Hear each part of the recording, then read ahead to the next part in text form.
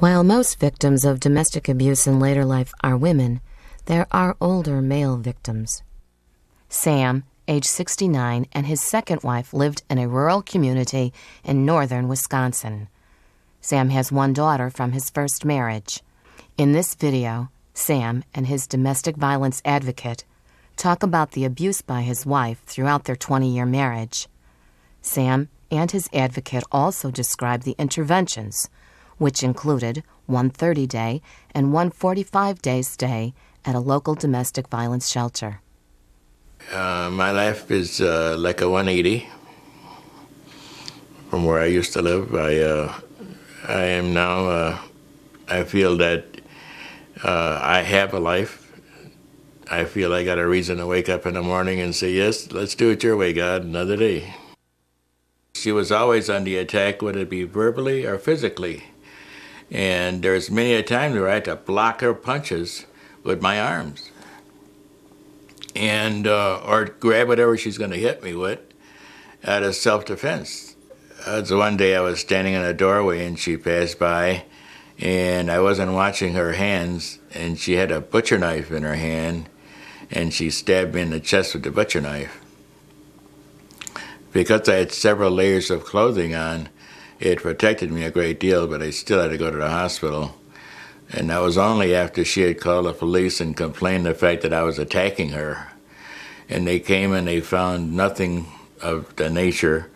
And they questioned me what the blood was doing, dripping from my chest. And I told them, and they took me to the hospital and they arrested her.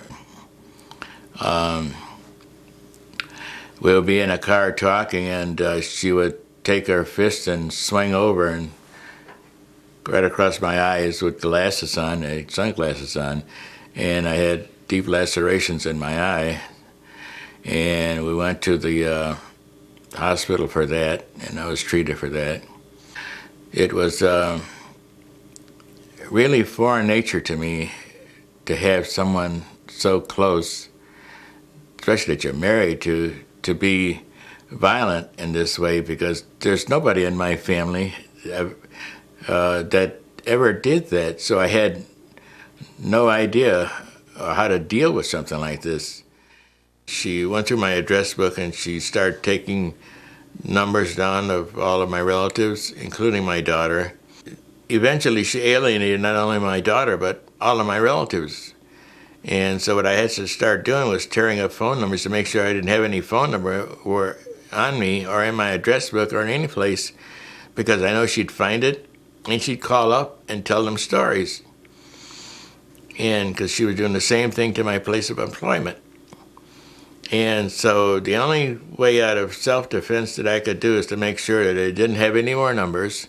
I didn't talk to anybody. I didn't have anybody come over. And for the extent of that 20-year marriage, none of my relatives visited me, except one.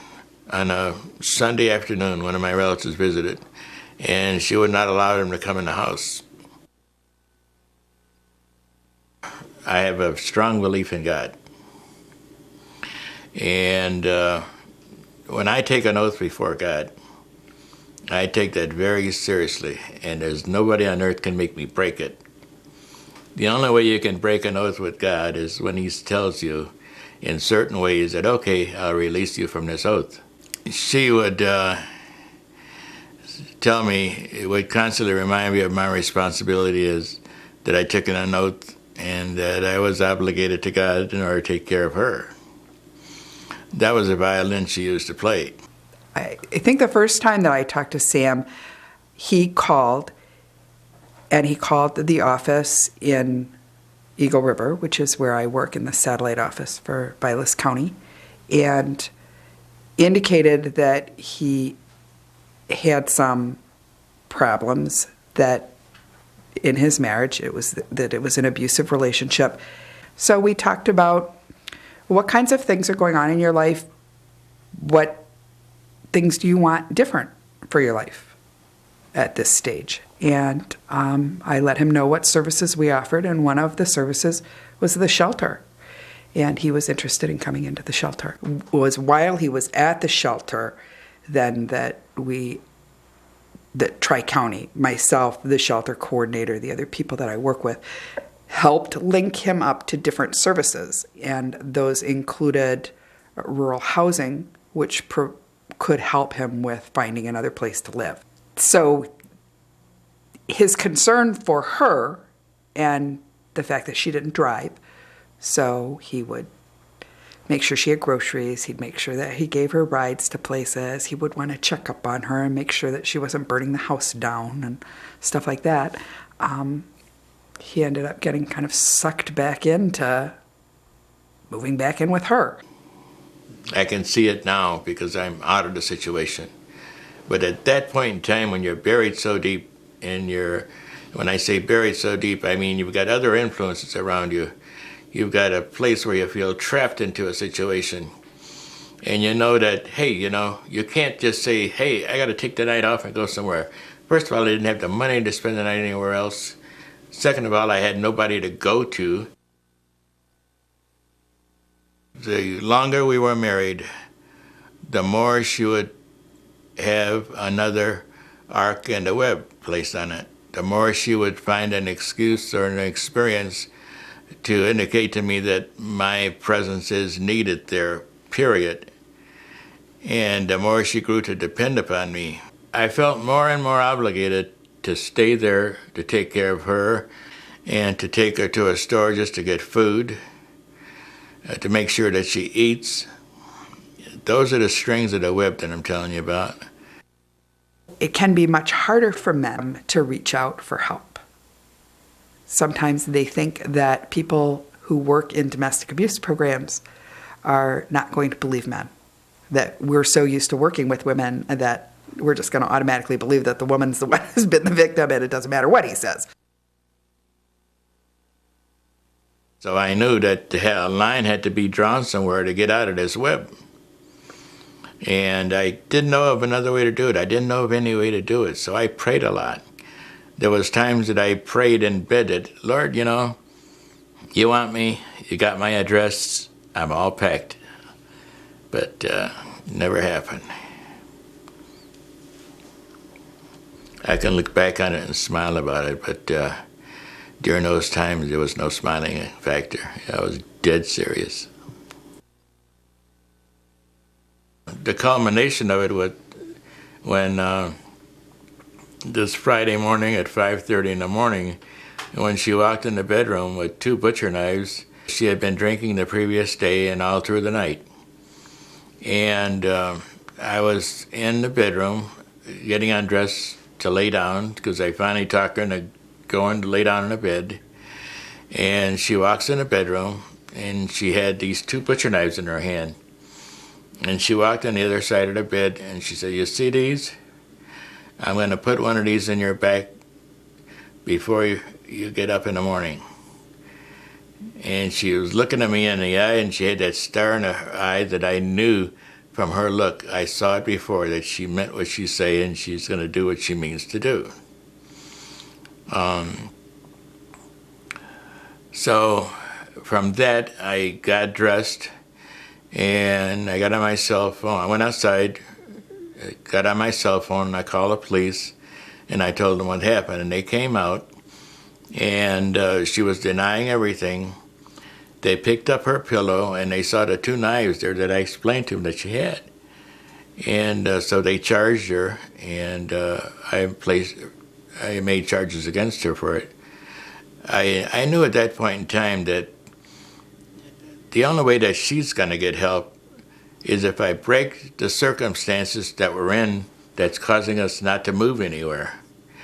The only way that she can get any help is by having someone else intervene, because I felt that I had done all I can to do it, and the situation was not getting any better, but it was constantly deteriorating. And so there's a saying that do all you can do and let God do the rest. He called me and said that he wanted to know if he could come back into the shelter, that he needed to leave, that she had threatened him with a knife, and that he had called law enforcement and she was arrested. And I said, of course he can come back into the shelter. Tri-County Council for Domestic Abuse allowed me to have a place to go. I spent 45 days at the shelter. They let me have my free time there where I might get my head straight. And they supported me with clothing. They supported me with food. They supported me with counseling. We do provide services to men. Some shelters are not set up that way.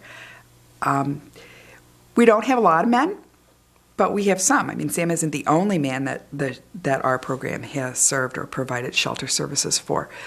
And it can be challenging. I did feel somewhat awkward there, but I think being awkward is because I felt out of place. It doesn't have any reflect at all upon the people who were there because they tried everything they could do to make me feel comfortable. They gave me a room that I had alone, and it was well equipped. TV, the whole thing. They asked me what my favorite foods were, and they ordered them. I even had peanut butter on a daily basis, which I did not have, because the wife thought that peanut butter was not good for me, and too much of it would make me fat, and all kinds of excuses of why I shouldn't have the things I like. I love oatmeal. She didn't think that was a good meal, and I was able to enjoy oatmeal. I had oatmeal every morning. When I went to the shelter, I got constant calls from the wife at the time. Every night she'd fill up my cell phone with the voicemail, and so I still didn't feel like I was free. I had to go to the court system to get a 4-year order of protection. And that's the only way I could sever her calling me constantly. And that worked. She's honored it. And as far as I know, I haven't talked to her since. She's getting on with her life. At least that's what I'd like to believe. The ties that bind are very powerful. And when you obligate yourself to someone and you take a commitment to someone, you have a responsibility, and it's for the welfare of the other one. So I felt very guilty about doing that for a period of time. It's hard for any of us to not sometimes feel like we're responsible for other people or we're responsible for things we aren't responsible for. Especially for people who have been married for a long time, who are so used to taking that responsibility for the other person. And so I don't think that Sam feels as guilty as he used to, but it's kind of a process. The reunion? Well, it was like Christmas all over again. My daughter came up for Father's Day, and she came here and she brought me all kinds of presents. And she saw the apartment itself, and she started buying stuff for the apartment, and spent 3 days together here with her 2 big boys. She's got a boy of 15 and one is 13, but they're love guys, you know. Hey, Grandpa, we love you type thing, you know. I just eat that up. I love it. So it's great. It's really great.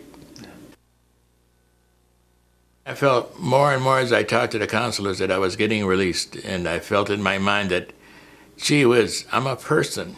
I could live, and I could make my own decisions, and I can go to the Y, I can get an apartment, and I could go exercise at the Y, go swimming, exercise there, or I could go to school, went to Nicolet College, taken up several courses. That's when I began to feel free, when I saw the choices I had, and I started making those choices of doing something that I would enjoy doing. Then I felt free.